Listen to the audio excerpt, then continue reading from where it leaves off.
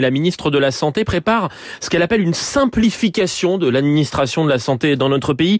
Qu'est-ce qu'elle veut changer? Est-ce que ça peut avoir un impact pour nous, les soignés? Alors c'est en fait Sébastien Lecornu qui a remis en question le rôle des agences régionales de santé vendredi dernier lors des assises des départements à Albi dans le Tarn. Le Premier ministre entend effectuer un transfert de prérogatives essentielles en santé en direction des préfets d'une part et de l'autre côté des conseils départementaux. Arnaud Robinet, maire de Reims et président de la Fédération hospitalière de France, est contre ce projet de réforme. Certains pensent que l'on va réformer notre système de santé en s'attaquant directement et uniquement aux ARS. Mais on est un peu dans cette mouvance que l'on entend depuis maintenant plusieurs mois, portée par certains responsables politiques sur, soi-disant, la suradministration du système de santé et notamment à l'hôpital.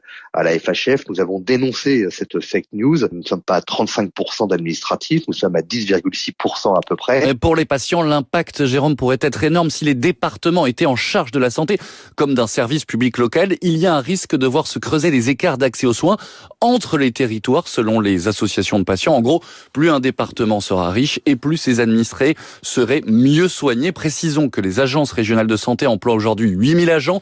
Leur suppression fait partie des mesures inscrites de longue date dans le programme du Rassemblement national. Pour de nombreux acteurs politiques que j'ai pu avoir ce matin, le discours du Premier ministre serait en fait un appel du pied direct vers le RN. Victor Dolande.